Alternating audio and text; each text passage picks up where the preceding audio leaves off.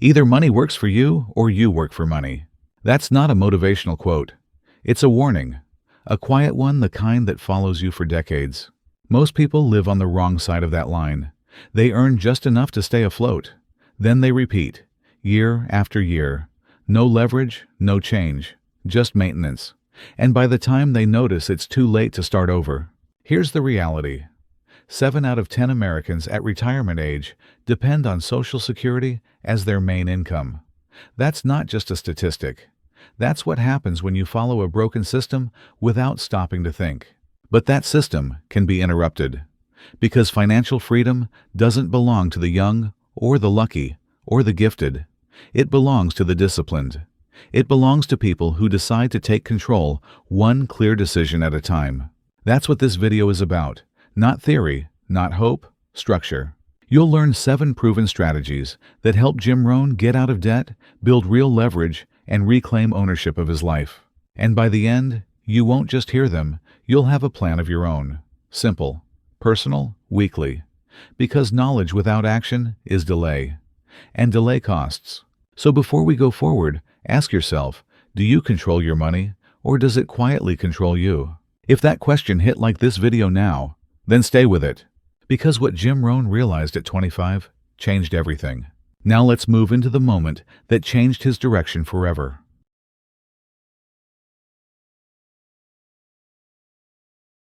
It doesn't matter how much you earn. It matters what you do with it. That was the first strike that changed everything for Jim Rohn. And it came when he was 25, broke in debt, and directionless. He thought, like most people do, find a stable job, clock in for 40 years, retire with whatever's left. That system promises peace, but it delivers pressure. 40 hours a week for 40 years to retire with 40% of what was never enough. That's not a future, that's a slow leak. Jim's turning point came from one question from a man who didn't let excuses slide. Earl Schoff looked at him and asked, "Jim, have you ever saved even 10 cents from every dollar you've earned?" Jim said no. Schoff didn't argue. He didn't shame him. He just said, "That's where we'll start." That was the principle. If you can't manage a little, you'll never manage more. No matter how small the income, the habit matters more than the number. This was the moment Jim stopped thinking in terms of luck or lifestyle. He started thinking in terms of control. Wealth doesn't appear by accident. It's built with habits, with discipline, with strategy. Most people think money problems come from not earning enough. They're wrong. Money problems come from not deciding how to handle what you already have. There are people with modest incomes who live free. There are high earners who are trapped. The difference isn't income. It's intention. Living below your means, investing in knowledge, and resisting impulse. That's not restriction. That's freedom in disguise. One man told Jim, "I'm already 60. It's too late." Jim answered, "When's the best time to plant a tree? 20 years ago. And the second best time today." That's not optimism. That's logic. Today is still available. Today still counts. But only if you stop outsourcing the responsibility. Money isn't emotional. It won't fix you. It won't save you. But if you train it, it works. And if you don't, it takes over. Dollar by dollar, year by year, until you're serving money, not using it. So ask yourself clearly, do you control your money, or does it control you? This is where the real shift begins. Now let's get specific. The first strategy isn't about investing. It's about what you keep and how you use it.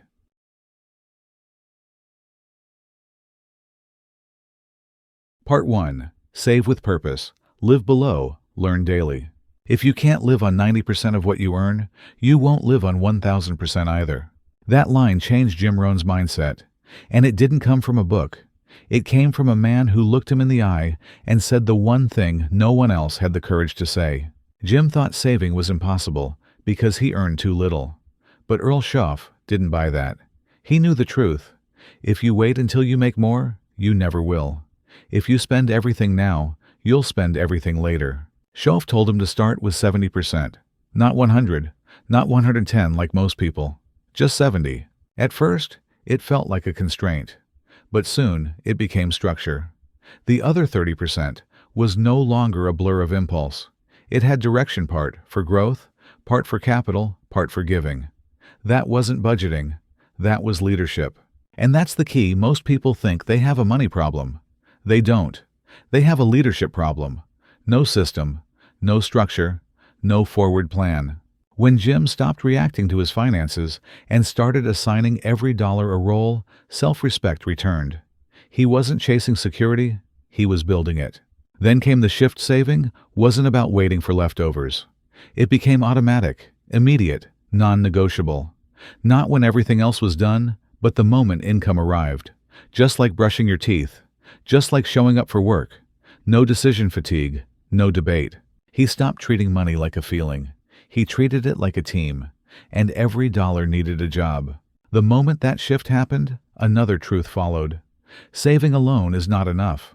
Money that sits still loses value. Inflation works against it. Time chips away at it. A pile of cash doesn't equal peace, only strategy does. Money must work, and if it's not working, it's not money. It's paper. That realization hit hard the day he was late on a small bill. The number didn't matter. What shook him was the lack of control. That's when he decided no more drifting. From that moment forward, money would move under command, not emotion. And that meant learning, because the enemy wasn't just overspending. It was ignorance.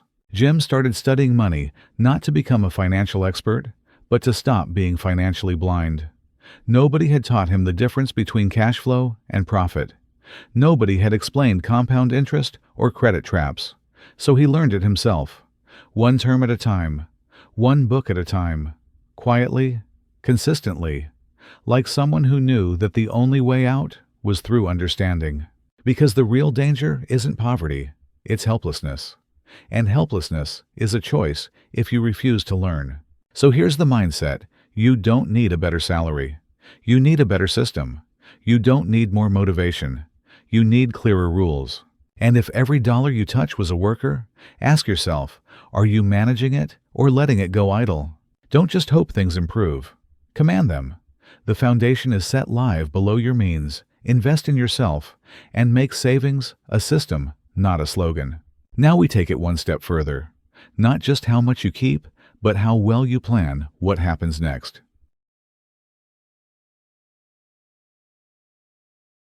Part 2. Control the money plan, the future. If you don't tell your money where to go, it will disappear on its own.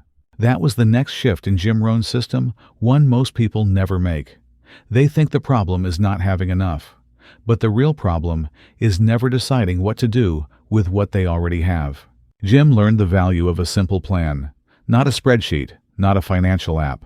Just a pen, a notebook, and a decision.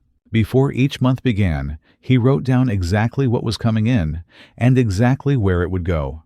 No guessing, no feelings. Clear roles. Every dollar was given an assignment before it could escape into emotion. This wasn't about micromanaging. It was about taking command. Because when there's no plan, emotion takes over. And emotional spending doesn't feel dangerous until the month ends and the damage shows. A financial plan doesn't require high income. It requires structure. Even if income is unstable, the principle stands: project, the minimum control, the flow, and adjust with discipline. Because the more unpredictable your earnings are, the more critical it becomes to assign purpose to every single dollar. The worst habit: spending the surplus just because it's there. No goal, no filter, just consumption. That's not reward. That's leakage. Jim built a habit: any extra income goes to work. It doesn't go shopping. It doesn't vanish. It compounds. People often ask, but what if I'm not good with money? That's the wrong frame. You don't need to be gifted. You need to be consistent. The money doesn't care if you're bad at math. It only responds to clarity. If you write it down, track it, assign it, it obeys. If you don't, it rebels. And the rebellion shows up as regret. Jim had lived that way once. He remembered the feeling of looking at his bank account and wondering, where did it all go? Not because he spent it on luxuries, but because he never planned anything. The money didn't leave with purpose. It just leaked out through distractions. When he started planning, everything shifted. There was no longer a fog. There was no longer guilt. There was direction. Money, like time, expands or contracts based on how clearly you organize it. If you want financial maturity, you don't need to earn more. You need to think ahead. And it starts simple: forecast the month. Even if your income varies, set a minimum base. Build from there. And when more comes, don't expand your lifestyle. Expand your margin. That margin is freedom. That surplus is leverage. That control is peace. This is the discipline most people avoid because they think planning is restrictive.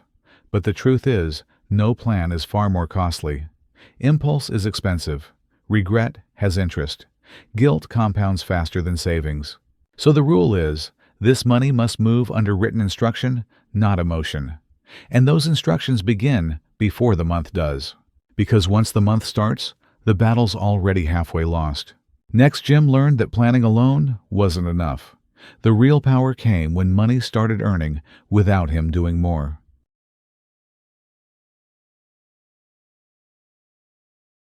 Part 3. Track it. Build it. Leave something that lasts. If you don't track your money, you're not in control of your life. Period. That's not an exaggeration. It's a rule.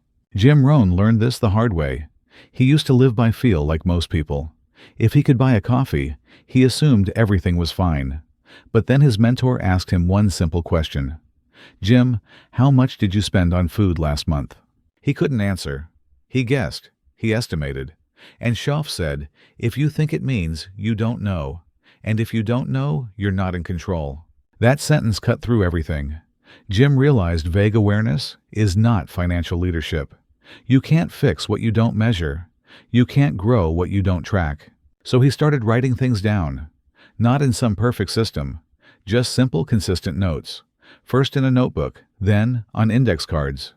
Eventually, a basic spreadsheet. And with every entry, one thing changed, not the money, but the mindset. Tracking exposed habits. He saw where the leaks were. He saw what mattered. He saw how much money had been silently wasted, not on luxuries, but on mindless habits. And most importantly, he saw what he was really valuing. Because money doesn't lie. It reveals what you choose again and again.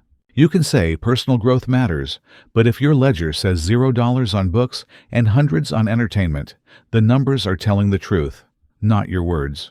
That's why tracking isn't just accounting. It's awareness. And awareness is the first form of power. From there, Jim began thinking further. Not just how to manage this month, but what kind of trail he was leaving behind. Legacy isn't about wealth. It's about example. It's not what you give them. It's what you teach them to build. Jim knew most people think, "I don't have enough to leave anything behind." But that's the wrong mindset. The goal isn't just to pass on money, it's to pass on clarity, habits, systems, thinking. If your children grow up knowing you tracked your finances, avoided emotional spending, prioritized learning, and planned before spending, they've inherited something powerful. Even if your bank account wasn't huge, your principles were. And those carry further than any inheritance. He remembered a farmer who had no mansion, no big fortune, just decades of handwritten records. Journals that showed seasons, harvests, cost, profit margins. When his kids saw it, they didn't see a man who worked the land. They saw a man who planned, adjusted, and built. That shifted their entire perspective. And that's the deeper goal. Don't just get through the month. Build a system that outlives you. That's how Jim defined true wealth, not in dollars, but in direction. Not in what he had, but in who he became. He didn't just earn. He designed. He didn't just spend. He built. He didn't just live. He left a path. And it all began by writing things down. So here's the principle. You can't lead your financial life in the dark. Track, reflect, adjust. Then teach it forward. Because what you model silently becomes someone else's pattern. Next, it's time to turn that lens inward. Not as theory, but as a test. Let's find out exactly where your system is strong and where it's breaking.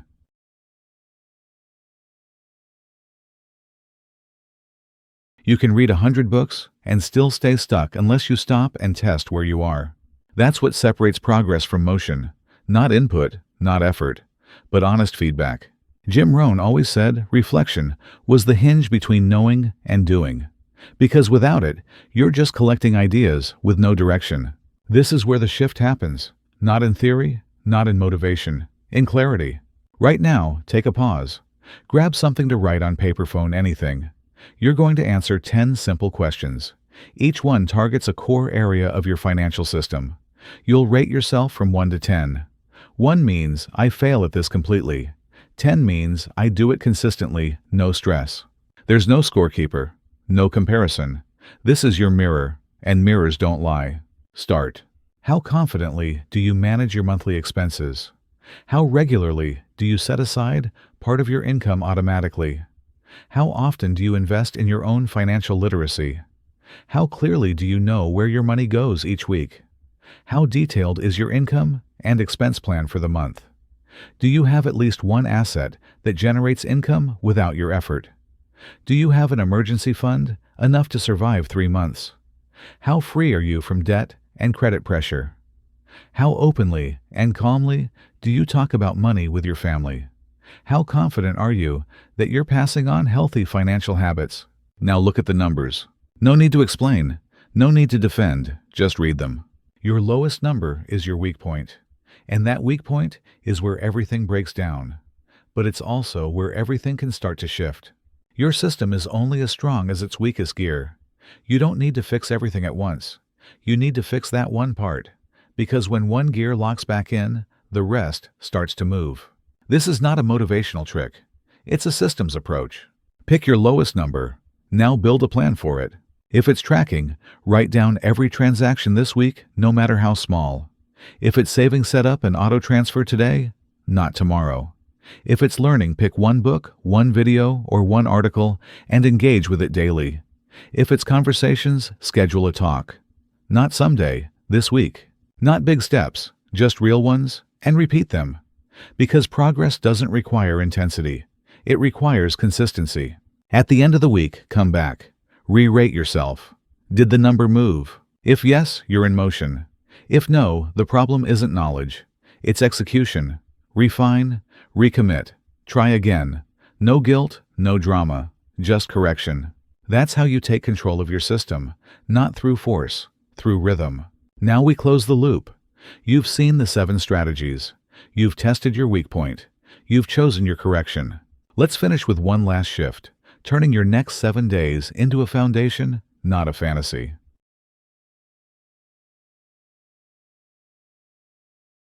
Success is not an event, it's a lifestyle. That's how Jim Rohn closed the loop. Because after all the lessons, the strategies, the wake-up calls, there's still one final barrier: application. Most people stop right here.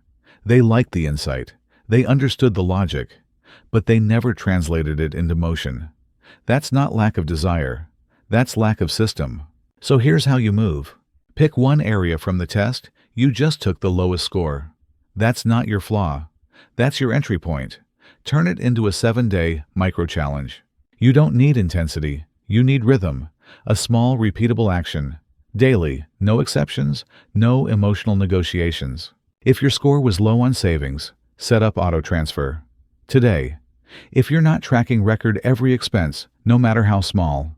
If it's knowledge, schedule 20 minutes to read something that upgrades your understanding. If it's communication, have the money talk you've been avoiding. Don't wait for conflict. Start with clarity.